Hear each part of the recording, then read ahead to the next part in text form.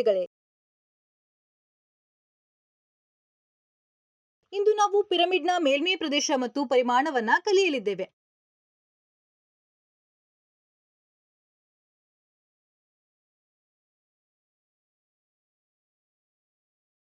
ನಿಮ್ಮ ಸ್ನೇಹಿತರೊಂದಿಗೆ ನೀವು ಮಾನವ ಗೋಪುರವನ್ನ ಮಾಡುತ್ತಿದ್ದೀರಿ ಎಂದು ಕಲ್ಪಿಸಿಕೊಳ್ಳಿ. ಜನರ ಬಲವಾದ ನೆಲೆ ಮತ್ತು ಮೇಲಿನ ಏಕೈಕ ವ್ಯಕ್ತಿ.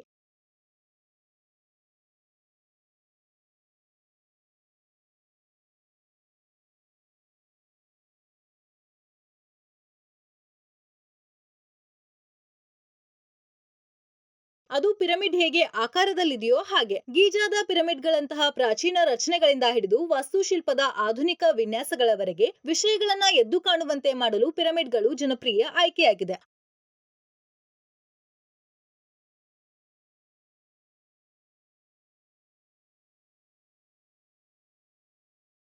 ಅವು ಶಕ್ತಿ ಮತ್ತು ಸಾಧನೆಯ ಸಂಕೇತದಂತೆ. ವಿಶೇಷವಾದದ್ದನ್ನ ಹೇಗೆ ನಿರ್ಮಿಸುವುದು ಮತ್ತು ರಚಿಸುವುದು ಎಂಬುದನ್ನ ನಮಗೆ ತೋರಿಸುತ್ತೆ. ಆದ್ರಿಂದ ನೀವು ವಿನೋದಕ್ಕಾಗಿ ಬ್ಲಾಕ್ಗಳನ್ನ ಪ್ರೇರೇಪಿಸುತ್ತಿರಲಿ ಅಥವಾ ಐತಿಹಾಸಿಕ ಅದ್ಭುತಗಳ ಬಗ್ಗೆ ಯೋಚಿಸುತ್ತಿರಲಿ, ಪಿರಮಿಡ್ಗಳು ನಿಮ್ಮನ್ನ ಬಲವಾದ ಅಡಿಪಾಯದಿಂದ ಗಮನಾರ್ಹವಾದ ಶಿಖರಕ್ಕೆ ಕೊಂಡೊಯ್ಯುವ ಆಕಾರವಾಗಿದೆ.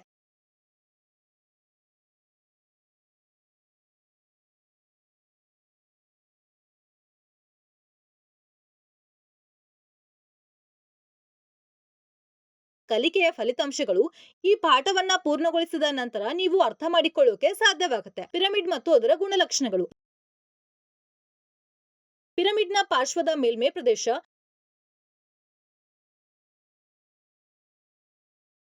ಪಿರಮಿಡ್ನ ಒಟ್ಟು ಮೇಲ್ಮೈ ವಿಸ್ತೀರ್ಣ.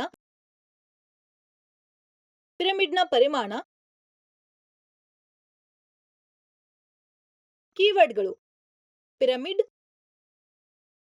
ಬೇಸ್, ಅಪೆಕ್ಸ್, ಎತ್ತರ, ಓರೆ ಎತ್ತರ, ಬಹುಭುಜಾಕೃತಿ,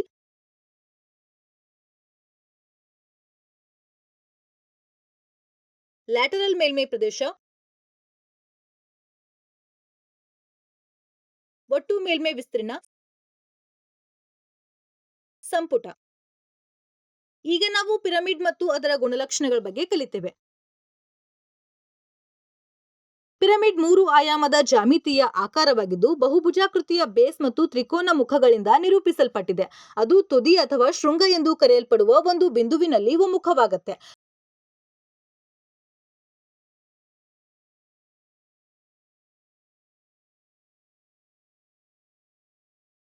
ಪಿರಮಿಡ್ನ ಆಧಾರವು ಯಾವುದೇ ಬಹುಭುಜಾಕೃತಿಯಾಗಿರಬಹುದು, ಆದ್ರೆ ಇದು ಸಾಮಾನ್ಯವಾಗಿ ಒಂದು ಚೌಕ ಅಥವಾ ತ್ರಿಕೋನವಾಗಿರುತ್ತೆ.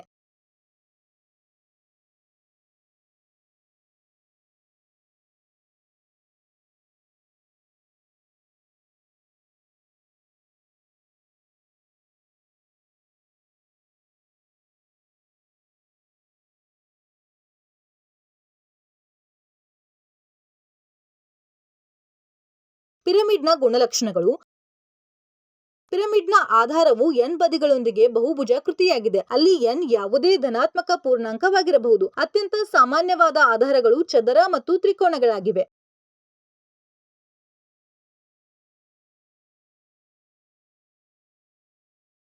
ತುದಿಯು ಪಿರಮಿಡ್ನ ಅತ್ಯುನ್ನತ ಬಿಂದುವಾಗಿದೆ. ಅಲ್ಲಿ ಎಲ್ಲಾ ಪಾರ್ಶ್ವ ಮುಖಗಳು ಒಮ್ಮುಖವಾಗುತ್ತೆ. ಪಿರಮಿಡ್ನ ತ್ರಿಕೋನ ಮುಖಗಳನ್ನ ಪಾರ್ಶ್ವ ಮುಖಗಳು ಎಂದು ಕರೆಯಲಾಗುತ್ತೆ. ಪ್ರತಿಯೊಂದು ಪಾರ್ಶ್ವದ ಮುಖವು ಬೇಸ್ನ ಅಂಚನ್ನ ತುದಿಗೆ ಸಂಪರ್ಕಿಸುವ ಮೂಲಕ ರೂಪುಗೊಂಡ ತ್ರಿಕೋನವಾಗಿದೆ.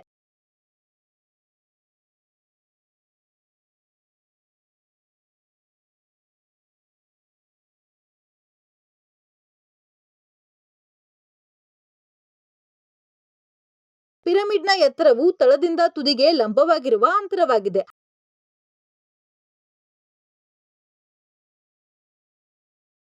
ಐಸೋಸೆಲ್ಸ್ ಅಥವಾ ಸಮಬಾಹು ತ್ರಿಕೋನ ಮುಖಗಳನ್ನ ಹೊಂದಿರುವ ಪಿರಮಿಡ್ಗಳಿಗೆ ಓರೆಯಾದ ಎತ್ತರ, ತಳದ ಅಂಚಿನಲ್ಲಿರುವ ಯಾವುದೇ ಬಿಂದುವಿನಿಂದ ತುದಿಗೆ ಇರುವ ಅಂತರ.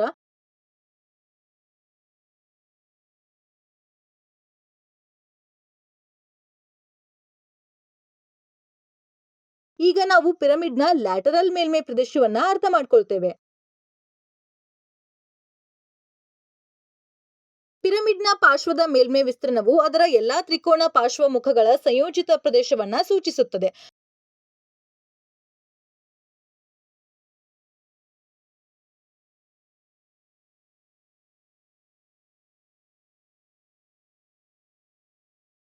ಪಿರಮಿಡ್ನ ಲ್ಯಾಟರಲ್ ಮೇಲ್ಮೈ ವಿಸ್ತೀರ್ಣವನ್ನ ಲೆಕ್ಕಾಚಾರ ಮಾಡುವ ಸೂತ್ರ is equal to base into slant ಎತ್ತರದ 12 ಇಂಟು ಪರಿಧಿ.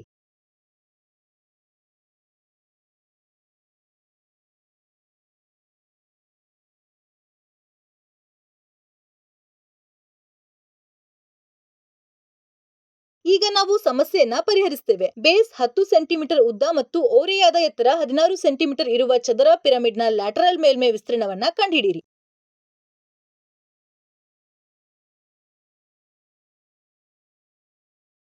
ಪರಿಹಾರ ಏನಂದ್ರೆ, ಈ ಪ್ರಶ್ನೆಯಲ್ಲಿ ನಾವು ಪಿರಮಿಡ್ನ ಲ್ಯಾಟರಲ್ ಮೇಲ್ಮೈ ಪ್ರದೇಶವನ್ನ ಕಂಡುಹಿಡಿಬೇಕು. ಅವ್ರೇನ್ ನೀಡಿದ್ದಾರೆ? ತಳದ ಉದ್ದ of a is equal to 10 centimetre.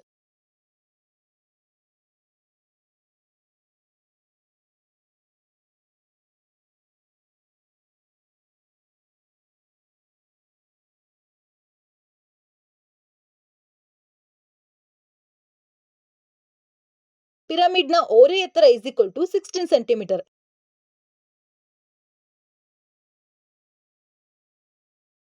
ಪಿರಮಿಡ್ನ ಪಾರ್ಶ್ವದ ಮೇಲ್ಮೈ ವಿಸ್ತೀರ್ಣದ ಸೂತ್ರವು is equal to 12 into base into slant ಎತ್ತರದ ಪರಿಧಿ ಎಂದು ನಮಗೆ ತಿಳಿದಿದೆ. ಬೇಸ್ನ ಪರಿಧಿಯನ್ನ ಹುಡುಕಿ.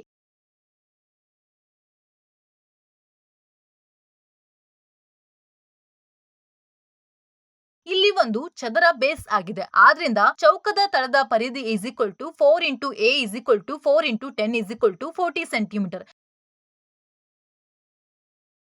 ಈಗ ಸೂತ್ರದಲ್ಲಿ ಮೌಲ್ಯಗಳನ್ನ ಬದಲಿಸಿ. 12 ಇಂಟು ಬೇಸ್ ಪರಿಧಿ ಇಂಟು ಓರೆ ಎತ್ತರ 12 ಇಂಟು 40 ಇಂಟು 16.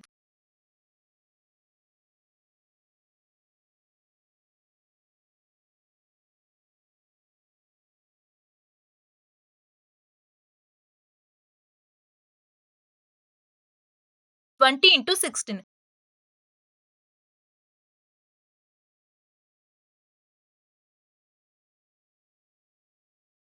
ಆದ್ರಿಂದ ಪಿರಮಿಡ್ನ ಪಾರ್ಶ್ವದ ಮೇಲ್ಮೈ ವಿಸ್ತೀರ್ಣ ಇಸ್ ಈಕ್ವಲ್ ಟು.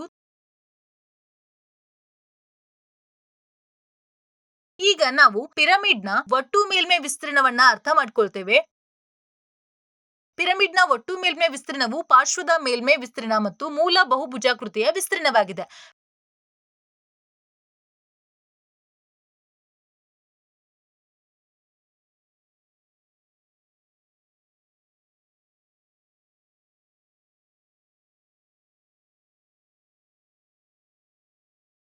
ಪಿರಮಿಡ್ನ ಒಟ್ಟು ಮೇಲ್ಮೈ ವಿಸ್ತೀರ್ಣವನ್ನ ಲೆಕ್ಕಾಚಾರ ಮಾಡುವ ಸೂತ್ರ ಇಸ್ ಈಕ್ವಲ್ ಟು ಮೂಲ ಬಹುಭುಜಾಕೃತಿಯ ಲ್ಯಾಟರಲ್ ಮೇಲ್ಮೈ ವಿಸ್ತೀರ್ಣ is equal to 12 into base ಬಹುಭುಜಾಕೃತಿಯ ಬೇಸ್ ಇಂಟು ಓರೆ ಎತ್ತರದ ಪ್ರದೇಶದ ಪರಿಧಿ.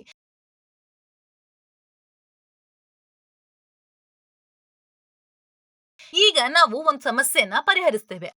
ತಳದ ಪ್ರತಿಯೊಂದು ಅಂಚು 16 ಸೆಂಟಿಮೀಟರ್ ಅಳತೆಯಾಗಿದ್ದರೆ ಮತ್ತು ಒಂದು ಬದಿಯ ಓರೆ ಎತ್ತರವು 17 ಸೆಂಟಿಮೀಟರ್ ಆಗಿದ್ದರೆ ಚೌಕಾಕಾರದ ತಳವಿರುವ ಸಾಮಾನ್ಯ ಪಿರಮಿಡ್ನ ಒಟ್ಟು ಮೇಲ್ಮೈ ವಿಸ್ತೀರ್ಣವನ್ನ ಕಂಡುಹಿಡಿಯಿರಿ.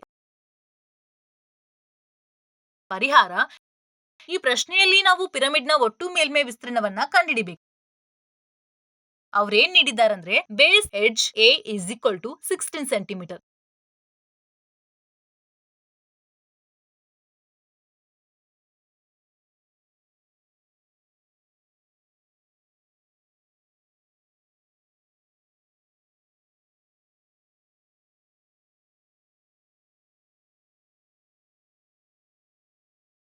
ಪಿರಮಿಡ್ನ ಸ್ಲ್ಯಾಂಟ್ ಎತ್ತರ ಇಸ್ ಈಕ್ವಲ್ ಟು 17 ಸೆಂಟಿಮೀಟರ್. ಪಿರಮಿಡ್ನ ಒಟ್ಟು ಮೇಲ್ಮೈ ವಿಸ್ತೀರ್ಣಕ್ಕೆ ಸೂತ್ರವು ಇಸ್ ಈಕ್ವಲ್ ಟು ಬೇಸ್ ಬಹುಭುಜಾಕೃತಿಯ ಬೇಸ್ ಇಂಟು ಸ್ಲ್ಯಾಂಟ್ ಎತ್ತರದ ಪ್ರದೇಶದ ಪರಿಧಿಯು 12. ಬೇಸ್ನ ಪರಿಧಿಯನ್ನ ಹುಡುಕಿ. ಇಲ್ಲಿ ಒಂದು ಚದರ ಬೇಸ್ ಆಗಿದೆ.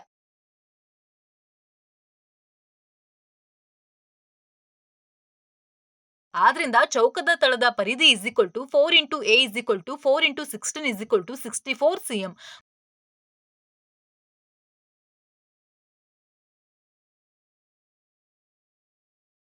ಮತ್ತು ಚೌಕದ ವಿಸ್ತೀರ್ಣ is equal to a square is equal to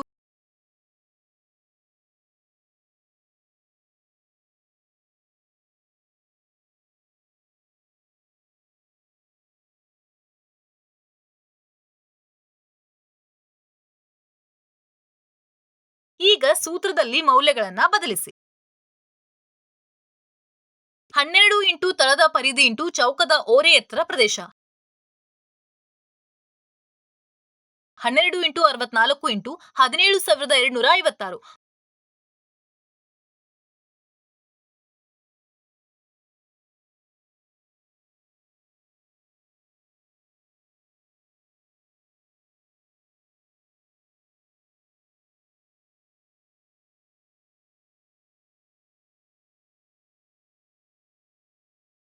ಮೂವತ್ತೆರಡು ಇಂಟು 17,256 ಇಸ್ ಈಕ್ವಲ್ ಟು 544,256.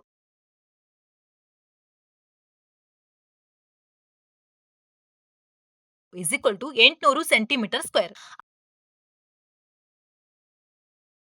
ಆದ್ರಿಂದ ಚದರ ಪಿರಮಿಡ್ನ ಒಟ್ಟು ಮೇಲ್ಮೈ ವಿಸ್ತೀರ್ಣ is equal to 800 cm square.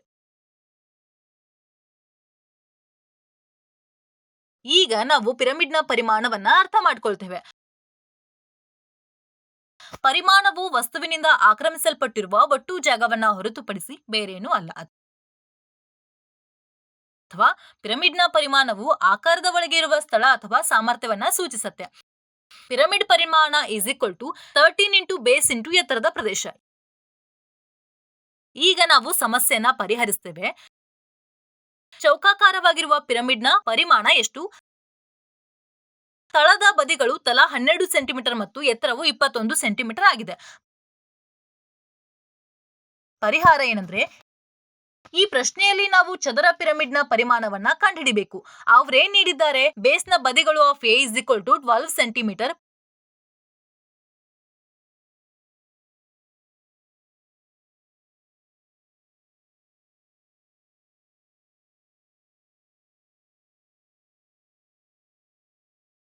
ಪಿರಮಿಡ್ನ ಎತ್ತರ is equal to 21 centimetre.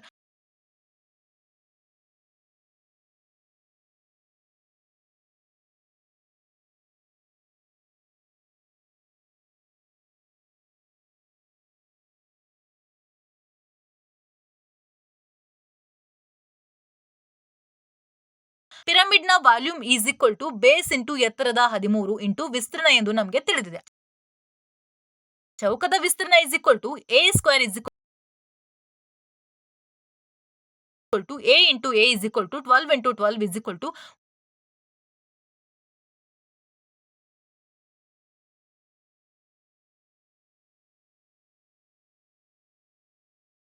144 cm square. ಈಗ ಸೂತ್ರದಲ್ಲಿ ಮೌಲ್ಯಗಳನ್ನ ಬದಲಿಸಿ. 13 ಇಂಟು ಬೇಸ್ ಇಂಟು ಎತ್ತರದ ಪ್ರದೇಶ is equal to 13 into 144 into 21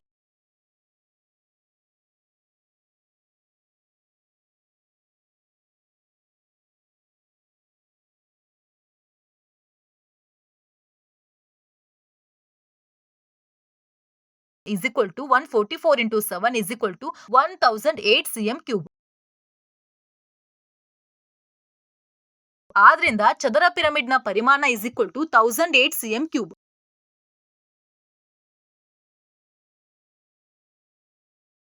ವಿದ್ಯಾರ್ಥಿಗಳೇ, ನಾವು ಕಲ್ತಿದ್ದನ್ನ ಈಗ ಸಂಕ್ಷಿಪ್ತವಾಗಿ ಹೇಳೋಣ. ನೆನಪಿಡಬೇಕಾಗಿರೋ ಅಂಶಗಳು ಯಾವಂದ್ರೆ, ಪಿರಮಿಡ್ನ ಪಾರ್ಶ್ವದ ಮೇಲ್ಮೈ ವಿಸ್ತೀರ್ಣವು ಅದರ ಎಲ್ಲಾ ತ್ರಿಕೋನ ಪಾರ್ಶ್ವ ಮುಖಗಳ ಸಂಯೋಜಿತ ಪ್ರದೇಶವನ್ನ ಸೂಚಿಸುತ್ತೆ. ಪಿರಮಿಡ್ನ ಪಾರ್ಶ್ವದ ಮೇಲ್ಮೈ ವಿಸ್ತೀರ್ಣ is equal to 12 into base into ಓರೆ ಎತ್ತರದ ಪರಿಧಿ. ಪಿರಮಿಡ್ನ ಒಟ್ಟು ಮೇಲ್ಮೈ ವಿಸ್ತೀರ್ಣವು ಪಾರ್ಶ್ವದ ಮೇಲ್ಮೈ ವಿಸ್ತೀರ್ಣ ಮತ್ತು ಮೂಲ ಬಹುಭುಜಾಕೃತಿಯ ವಿಸ್ತೀರ್ಣವಾಗಿದೆ. ಪಿರಮಿಡ್ನ ಒಟ್ಟು ಮೇಲ್ಮೈ ವಿಸ್ತೀರ್ಣ ಇಸ್ ಈಕ್ವಲ್ ಟು ಬೇಸ್ ಬಹುಭುಜಾಕೃತಿಯ ಬೇಸ್ ಇಂಟು ಓರೆ ಎತ್ತರ ಪ್ರದೇಶದ 12 ಇಂಟು ಪರಿಧಿ. ಪರಿಮಾಣವು ವಸ್ತುವಿನಿಂದ ಆಕ್ರಮಿಸಲ್ಪಡುವ ಒಟ್ಟು ಜಾಗವನ್ನ ಹೊರತುಪಡಿಸಿ ಬೇರೇನೂ ಅಲ್ಲ. ಪಿರಮಿಡ್ ಪರಿಮಾಣ is equal to 13 into base into ಎತ್ತರದ ಪ್ರದೇಶವಾಗಿದೆ.